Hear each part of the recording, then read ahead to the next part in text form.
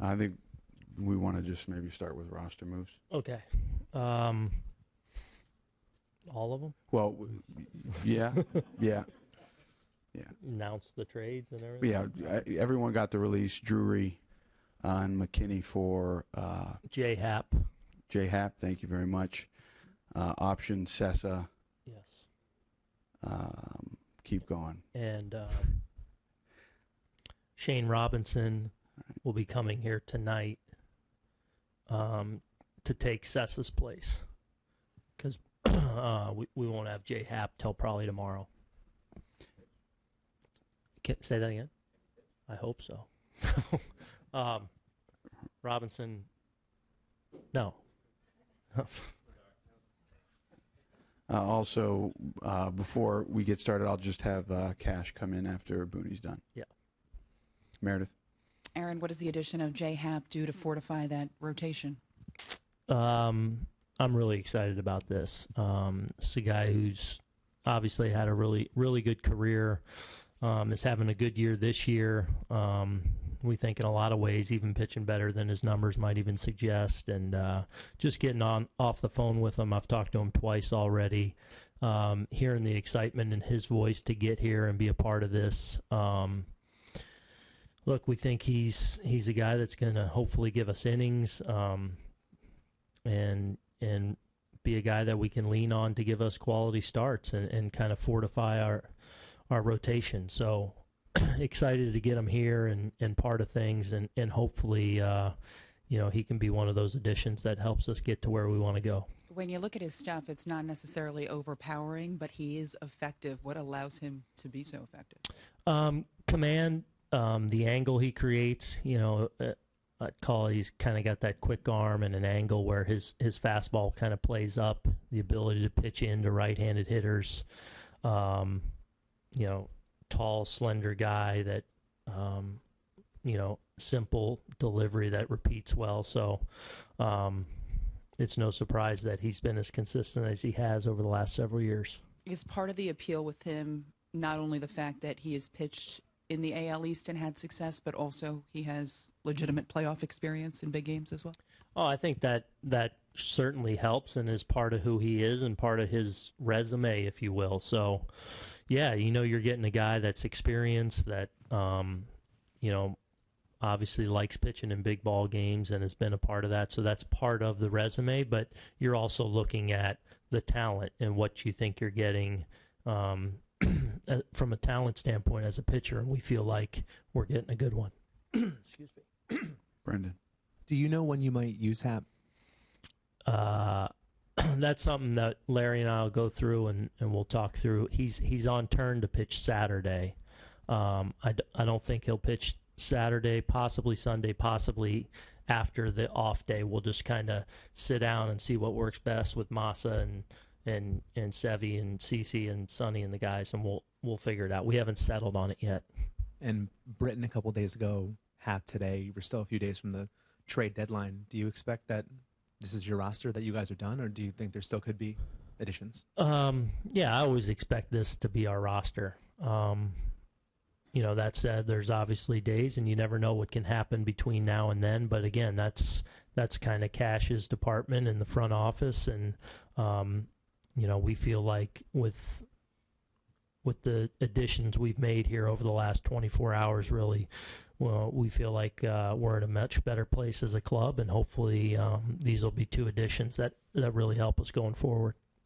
John, to the right. Aaron, it isn't that long ago since you played. Is it hard to believe the way that bullpen roles have evolved in that time and the way that general managers are acquiring all those relievers, and how challenging is it on hitters, do you think, to have that many elite arms back there? Yeah, I think it's part of the reason why it happens, because I think it is a challenge. When you're facing a lot of times 2, 3, even four guys in a game, and capable guys. Yeah, I mean, there's certainly something to that, and it has been kind of fascinating how we've really seen the bullpen evolve over the last 3-4 years, but 10, 15, 20 years as well. It's obviously something that we routinely see in the postseason. A lot of times that team that wins the championship, you look back, and a lot of times it's a result of having a bullpen that you can really hang your hat on. Aaron, Hap has been not as good the last handful of starts as he was earlier in the year. Did you talk to him about that at all, or do you know anything about why he might have slipped? I have not talked to him about that. And again, I think some of that's a little bit deceiving. I think there's been probably some defensive issues behind him. Some of the peripheral numbers suggest that he's been a lot more like he's been all year. The stuff, the velocity, all appears to be the same. So we feel like we're getting the pitcher that we've seen most of the year and most of the last couple of years for the Blue Jays. Lindsay. On the bullpen, Tommy Canley told me yesterday that his velocity is still a little bit down from last season, but he feels healthy. What have been the reports you've been getting on him, and what's the plan for him going forward? Yeah, so Tommy's been, for the most part, throwing the ball pretty well down there. I think maybe his last time out, he was a little bit down velocity-wise. But again, that's not always the end-all, be-all factor. Sometimes that radar gun isn't a great indicator. So he's throwing the ball pretty well. Not necessarily where we think he was last year, but he continues to be a guy that's talked about a lot and that we watch closely because we know,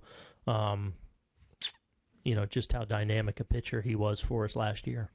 Dave, to the left.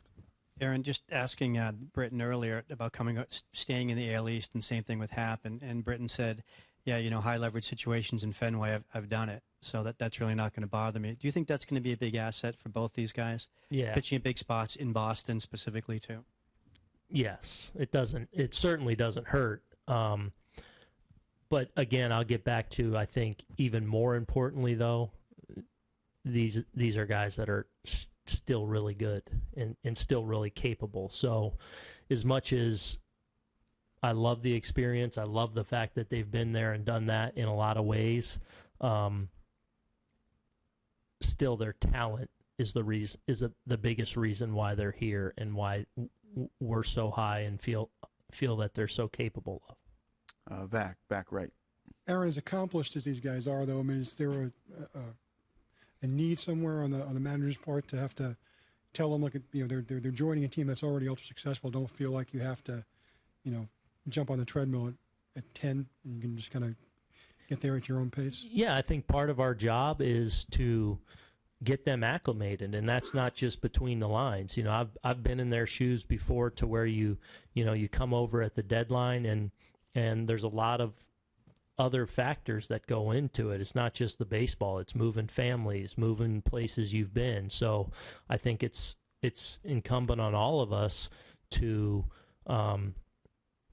help get them acclimated and as comfortable as possible, as quickly as possible, so that they can really get into their normal routine, start to really feel a part of the team, get comfortable, so that, when they go out between the white lines, it's not unusual or not something that's so foreign to them. But so I think that's part of our job, frankly.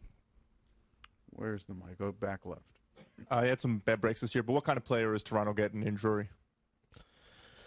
Well, the reason we got him is we really feel like this is a big league third baseman, and I think we still feel that way. Just some unique circumstances, unfortunate in Brandon's case, made this, a very trying year for him, and in a lot of ways unfair. This is a big league player that we've had to have in AAA for a lot of the year, but just because of obviously all that transpired early in the season, and sometimes this game's not necessarily fair. And to his credit, he's been a pro the whole time. When he went down to AAA, he worked on his craft instead of pouting. In really difficult situations when you're a big league player. And so I have a lot of respect for Brandon and the way he handled things here. And, hopefully this is a fresh opportunity for him to where he can go and let his talent show, a talent that we believe is real. John? Aaron, when you have so many dominant arms that are capable of pitching 7th, 8th, and 9th, does that change in any way the information you want from them about maybe how ready they are on a given night, or if they want a night or anything like that? The fact that there are other guys there, does that make it easier for them to say that?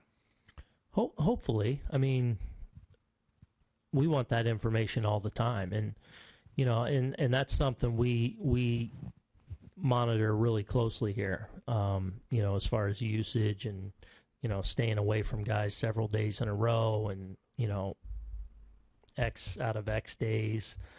So those are things we're constantly communicating with our pitchers and with our relievers. And as I've kind of said all year, I think one of the things about our bullpen, and now adding Zach to the mix, they really protect each other, hopefully, especially in the regular season. There'll be nights when we feel like we want to stay away from a guy or rest a guy. Obviously, we're going to have really good options elsewhere on that given night.